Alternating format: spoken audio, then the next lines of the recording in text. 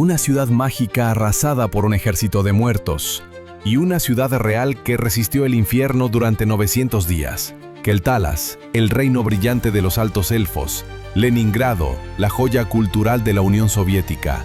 Dos mundos distintos, dos enemigos imparables. Una misma historia de destrucción, un príncipe caído con un ejército de no muertos, y un dictador que buscaba borrar una ciudad del mapa con el frío paso de los días. Pero al final, ambos buscaban lo mismo: la destrucción total de una civilización. Y lo lograron. Porque esta no es solo la historia de dos ciudades, es la historia de lo que queda, cuando todo lo que nos hacía humanos, o elfos, se convierte en ceniza.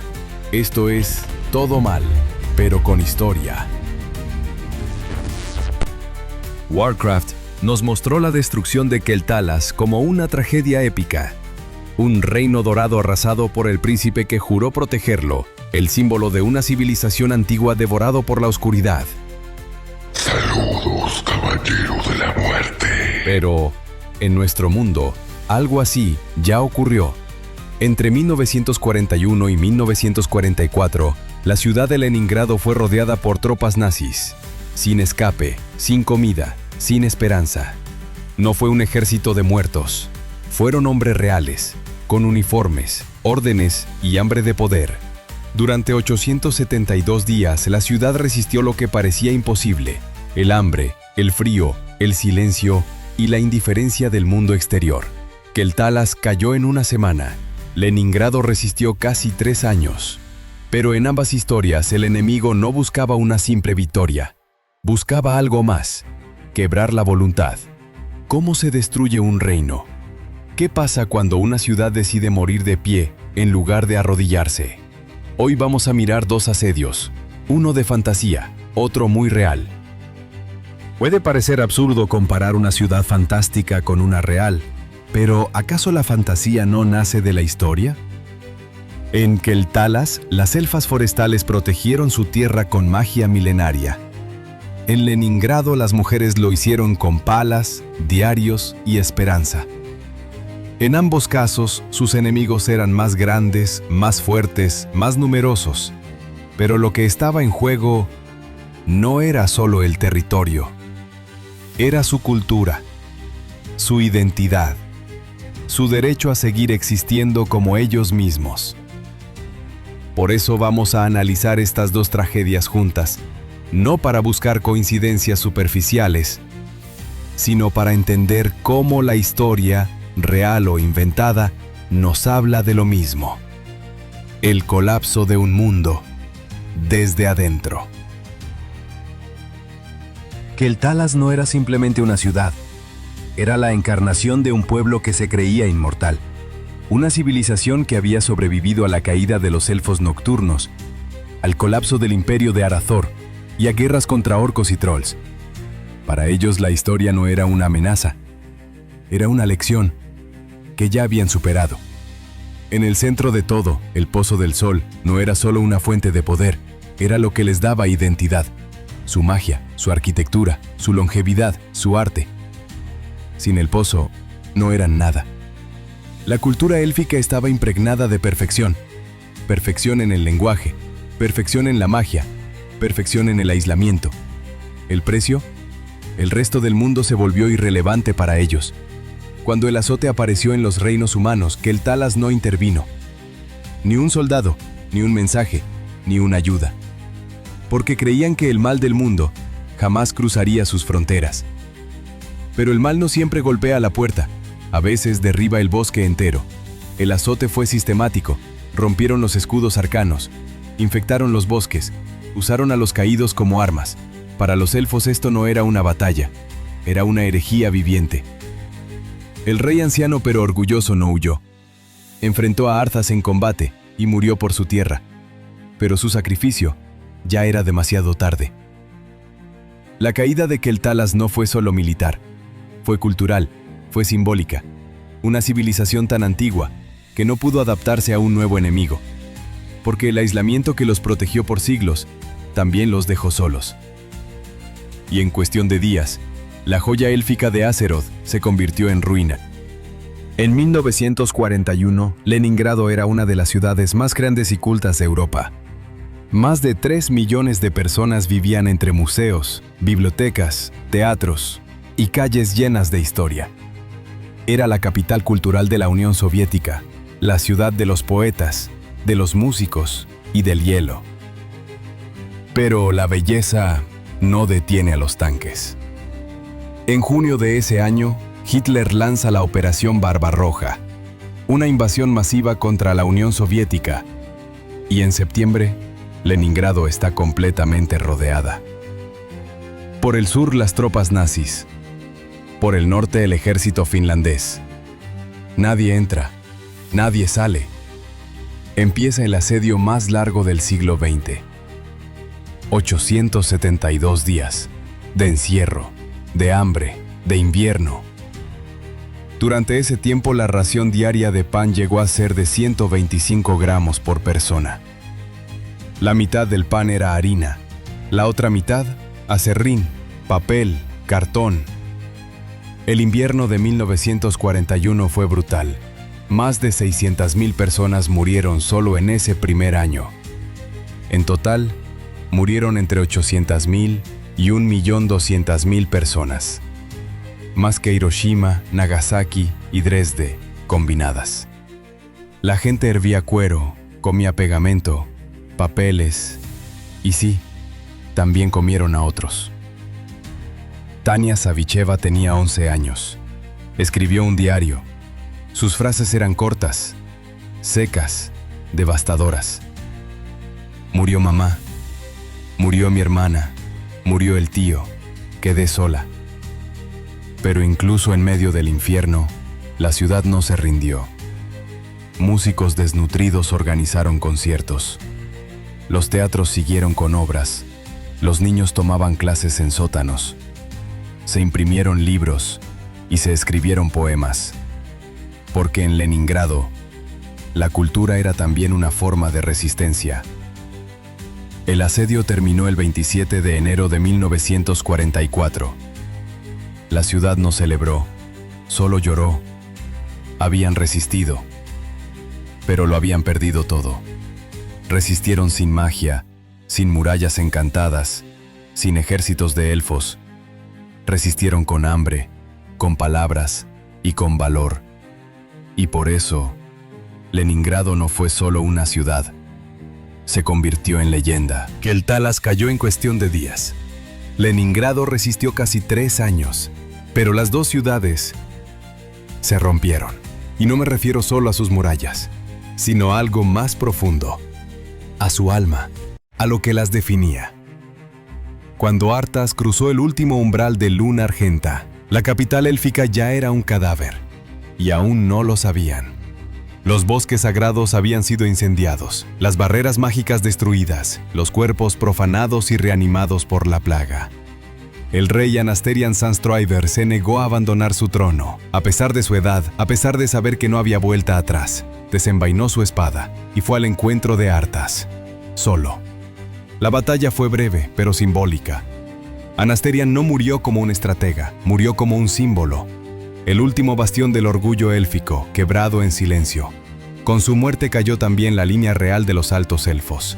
Y con la caída del Pozo del Sol, también cayó su historia, su poder, su razón de ser. La fuente de toda su magia fue corrompida por Frostmourne, y lo que alguna vez fue luz, se volvió sombra.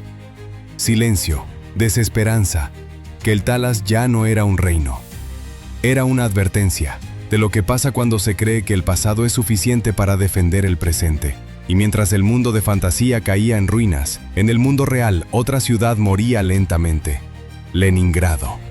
Invierno de 1942. El frío era inhumano, 40 grados bajo cero, las tuberías estallaban, el agua se congelaba al salir de los cubos, y los muertos quedaban donde caían.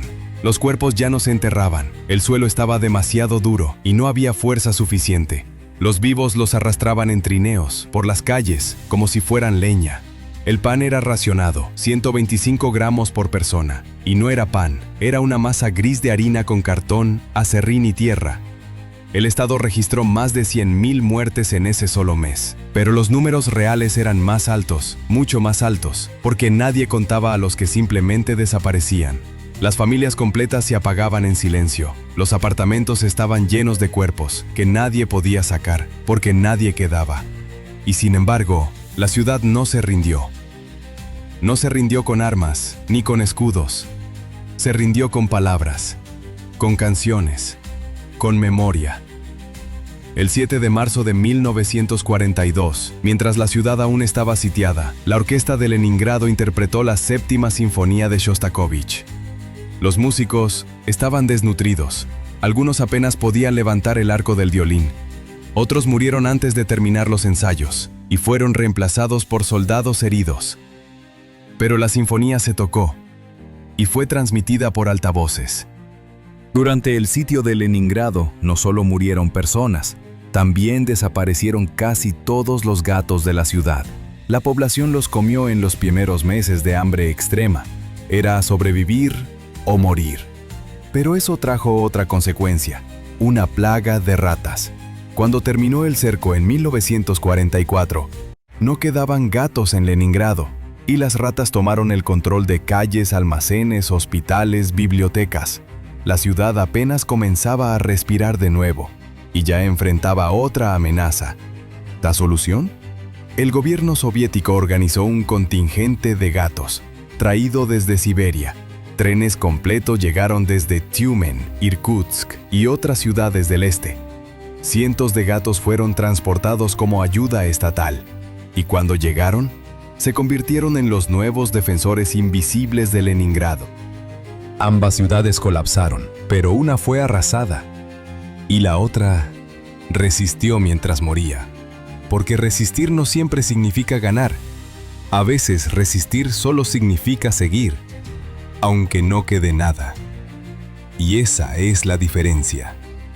Artas destruyó Keltalas con una espada maldita. Hitler quiso borrar Leningrado con el hambre. Ambos tenían poder, ejércitos, ventaja, pero lo que no pudieron borrar fue el recuerdo. Y cuando las ciudades se caen, es el recuerdo el que las mantiene viva. ¿Qué hacer cuando una fuerza tan poderosa quiere la aniquilación total de tu pueblo? Cuando los tanques avanzan, cuando la magia se rompe, cuando ya no hay fuerza. Y el enemigo ya no se detiene. Algunos huyen, otros se rinden. Pero hay quienes luchan sabiendo que ya perdieron.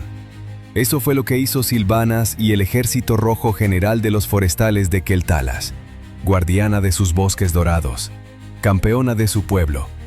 Sabía que Artas, al igual que el ejército alemán, era imparable. Sabía que sus flechas no lo detendrían. Y aún así, peleó hasta el final para darle tiempo a su pueblo. Su caída no fue una muerte, fue una transformación. Artas la mató, pero no le concedió descanso. La convirtió en Banshee, en sirviente del azote. Y con eso envió un mensaje. No importa cuán noble seas, yo también puedo borrarte.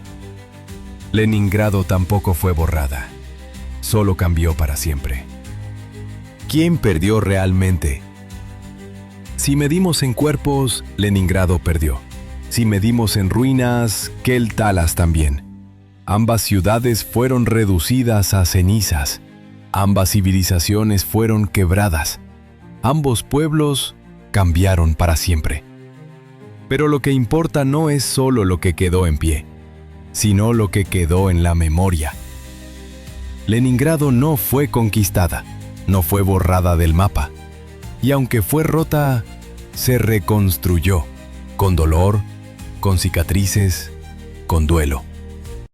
Ambas ciudades se convirtieron en un símbolo de resistencia y quedaron con una cicatriz en medio que las dividiría para siempre.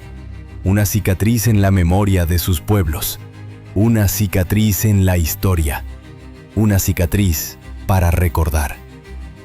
Los elfos que sobrevivieron se llamaron a sí mismos elfos de sangre, no por poder, sino por pérdida. Y eso también es una forma de victoria, porque a veces resistir no significa ganar, solo significa no desaparecer. Y aquí entra algo más, algo que no estaba en la ciudad ni en el campo de batalla, sino en ti, en el jugador, en quien está detrás de la pantalla y decide avanzar. Porque cuando juegas la campaña de Warcraft 3 y controlas a Arthas, no eres solo el héroe, te conviertes en el destructor, el invasor, el asesino de reyes. Y al final, sientes algo extraño. Porque ganar la misión no se siente como una victoria, se siente como un peso. Has destruido una ciudad mágica, has convertido una civilización en ruinas, y en algún lugar, aunque hayas ganado el juego, sabes que algo estuvo mal.